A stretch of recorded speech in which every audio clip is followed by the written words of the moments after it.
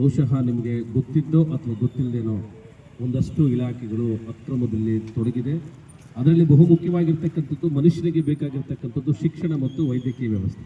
ಅದರಲ್ಲಿ ಅದಕ್ಕಿಂತ ಹೆಚ್ಚಾಗಿರ್ತಕ್ಕಂಥದ್ದು ಶಿಕ್ಷಣ ವ್ಯವಸ್ಥೆ. ಶಿಕ್ಷಣ ವ್ಯವಸ್ಥೆ ಒಳಗಡೆ ನಿಮ್ಮ ಜಿಲ್ಲೆಯಲ್ಲಿ ಇರ್ತಕ್ಕಂತಹ ಒಂದಷ್ಟು ಅಕ್ರಮ ಖಾಸಗಿ ಶಿಕ್ಷಣ ಸಂಸ್ಥೆಯವರು ಸರ್ಕಾರದ ನಿಯಮಾವಳಿಗಳನ್ನ ಗಾಳಿಗೆ ತೂರಿ, ತಮ್ಮ ಇಲಾಖೆಯ ಬೈಲಾಗಳನ್ನ ಗಾಳಿಗೆ ತೂರಿ, ನಿಮ್ಮ ಅಧಿಕಾರಿಗಳಿಗೆ ಗೊತ್ತಿದ್ರೂ ಸಹ ಅಕ್ರಮವಾಗಿ ಶಾಲೆಗಳನ್ನ ನಿರ್ಮಿಸಿಕೊಂಡು ಬಡವರ ಹತ್ರ ಹಣವನ್ನು ಕಿತ್ಕೊಂಡು ಆ ಶಾಲೆಗಳನ್ನ ನಡೆಸ್ತಾ ಇದ್ದಾರೆ. ಈ ಅಧಿಕಾರಿಗಳಿಗೆ ಪಂಚಾಯತ್ ಡೆವಲಪ್ಮೆಂಟ್ ಆಫೀಸರ್ಸ್ ಗೊತ್ತಿದೆ, ಡಿ ಅವ್ರಿಗೆ ಗೊತ್ತಿದೆ, ಶಿಕ್ಷಣಾಧಿಕಾರಿಗಳಿಗೆ ಗೊತ್ತಿದೆ, ಎಲ್ರಿಗೂ ಗೊತ್ತಿದೆ.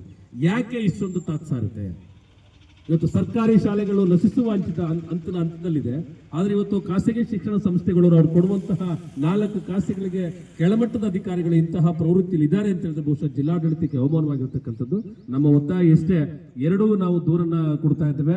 ಒಂದು, ಚಾಮರಾಜನಗರ ಜಿಲ್ಲೆಯ ಅಕ್ರಮವಾಗಿ ಕಾರ್ಯನಿರ್ವಹಿಸುತ್ತಿರುವ ಖಾಸಗಿ ಶಿಕ್ಷಣ ಸಂಸ್ಥೆಗಳನ್ನು ಪತ್ತೆ ಹಚ್ಚಿ ಅವುಗಳನ್ನು ಮಾನ್ಯತೆಗಳನ್ನ ಕೂಡಲೇ ರದ್ದುಪಡಿಸಿ ಸಂಬಂಧಪಟ್ಟ ಅಧಿಕಾರಿಗಳ ವಿರುದ್ಧ ಕಾನೂನು ಕ್ರಮ ಜರುಗಿಸಬೇಕಂತ ಒತ್ತಾಯಿಸ್ತಾ ಇದ್ದೇವೆ ಸರ್. ಮತ್ತೊಂದು, ಚಾಮರಾಜನಗರ ಜಿಲ್ಲೆಯ ಹರದನಹಳ್ಳಿ ಗ್ರಾಮದ ಅಮಚವಾಡಿ ರಸ್ತೆಯಲ್ಲಿರುವ ಜ್ಞಾನದೀಪ ಪಬ್ಲಿಕ್ ಶಾಲೆ ಹಾಗೂ ಸರಗೂರು ಗ್ರಾಮದ ನ್ಯೂ ಮಿಲಿನಿಯಂ ಖಾಸಗಿ ಶಾಲೆಗಳು ನಿಯಮಬಾಹಿರವಾಗಿ ಶಾಲೆಗಳನ್ನು ನಿರ್ಮಾಣ ಮಾಡಿದ್ದಾರೆ. ಕಳೆದ 5 ವರ್ಷಗಳಿಂದ ನಡೆಸ್ಕೊಂತಾನೆ ಬರ್ತಿದ್ದಾರೆ. ಆದ್ರೆ ಇದು ಜಿಲ್ಲಾಡಳಿತಕ್ಕೆ ಗಮನಕ್ಕೆ ಬಂದಿದೆಯಾ ಇಲ್ವಾ ಅನ್ನುವಂಥದ್ದು ನಮ್ಮ ಪ್ರಶ್ನೆ. ಅದೇನೇ ಇರಲಿ, ಮುಂದಿನ ದಿನಗಳಲ್ಲಿ ತಾವು ಇದ್ರ ಬಗ್ಗೆ ಕಠಿಣವಾದಂತಹ ಕಾನೂನಿನ ಕ್ರಮವನ್ನು ವಹಿಸಿ ಕಠಿಣವಾದಂತಹ ನಿಲುವನ್ನು ತೆಗೆದುಕೊಳ್ಳಿ ಅನ್ನುವಂಥದ್ದು ನಮ್ಮ ಒತ್ತಾಯ. ನಿಮ್ಮ ಡಿ ಡಿ ಅವರು ಇಲ್ಲೇ ಇದ್ದಾರೆ. ಆ ಡಿ ಡಿ ಅವ್ರನ್ನ ಇದಕ್ಕೆ ನೀವು ಎಕ್ಸ್ಪ್ಲೇಷನ್ ಇಲ್ಲೇ ಕೇಳ್ಕೊಂತೀರ, ತದನಂತರದಲ್ಲಿ ಕೇಳ್ಕೊಂತೀರ ಗೊತ್ತಿಲ್ಲ. ಸೊ ಈ ಅಕ್ರಮದಲ್ಲಿ ಸಹ ಅವರು ಸಹ ಪಾಲ್ದಾರಾಗಿದ್ದಾರೆ. ಇದು ನಮ್ಮ ಒಂದು ಆರೋಪ. ಯಾಕೆಂದ್ರೆ ಅವ್ರಿಗೆ ಗೊತ್ತಿಲ್ಲ, ಯಾವುದೇ ಶಾಲಾ ಕಾಲೇಜುಗಳು ತಲೆ ಎತ್ತಲಿಕ್ಕೆ ಸಾಧ್ಯ ಇಲ್ಲ.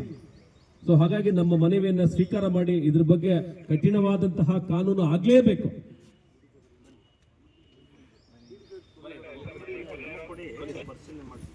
ನವೀನ್ ಶಾಲೆಗಳಿಗೆ ಬೇಕೇ ಬೇಕು, ಬೇಕೇ ಬೇಕು.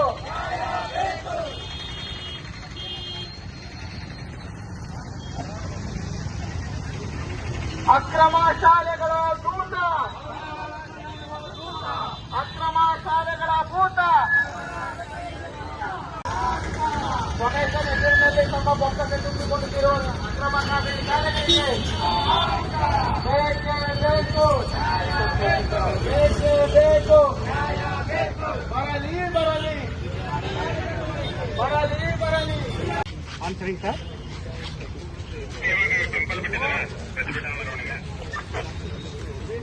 ಸರ್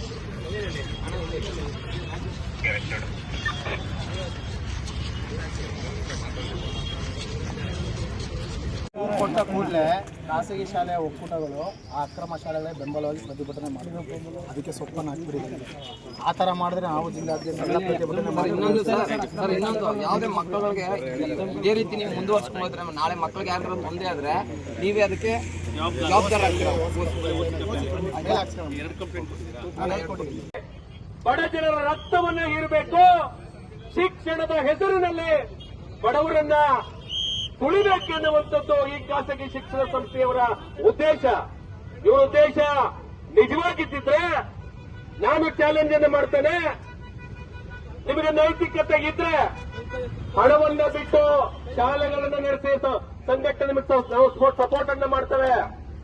ಅದನ್ನು ಹೊರತುಪಡಿಸಿ ಏನಾದರೂ ಜಿಲ್ಲಾಧಿಕಾರಿಯವರಾಗ್ಲಿ ಅಥವಾ ರಾಜ್ಯ ಸರ್ಕಾರವಾಗ್ಲಿ ಅನಾಧಿಕೃತವಾಗಿ ಅನುಮತಿಯನ್ನ ಕೊಟ್ಟಿದ್ದೇ ಆದಲ್ಲಿ ಬಡವನು ಕಟ್ಟುವಂತಹ ಬಿಲ್ಡಿಂಗ್ಗಳಿಗೂ ಸಹ ಅದೇ ನಿಯಮವನ್ನು ಜಾರಿ ಮಾಡಬೇಕಾಗ್ತದೆ. ಎಚ್ಚರಿಕೆ.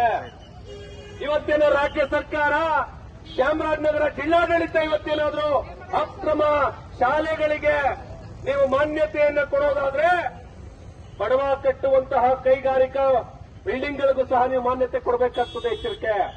ನಮ್ಮ ಒತ್ತಾಯ ಇಷ್ಟೇ, ಅಕ್ರಮ ಶಾಲೆಗಳನ್ನ ರಾಜ್ಯದಿಂದ ನಮ್ಮ ಚಾಮರಾಜನಗರ ಜಿಲ್ಲೆಯಿಂದ ತೊಲಗಿಸಬೇಕು. ಯಾರು ಸರ್ಕಾರದ ನಿಯಮಗಳನ್ನ, ಸರ್ಕಾರದ ಬೈಲಾಗಳನ್ನ, ನೀತಿ ನಿಯಮಾವಳಿಗಳನ್ನ ಅನುಸರಿಸ್ತಾರೆ ಅವರಿಗೆ ಅನುಮತಿಯನ್ನು ಕೊಡಬೇಕಾಗಿರ್ತಕ್ಕಂಥದ್ದು ಧರ್ಮ ಕೊಡೋಣ. ಅದನ್ನು ಹೊರತುಪಡಿಸಿ ಯಾವುದೋ ಒಂದು ಶೀಟ್ ಹೌಸ್ ಅನ್ನು ಮಾಡಿ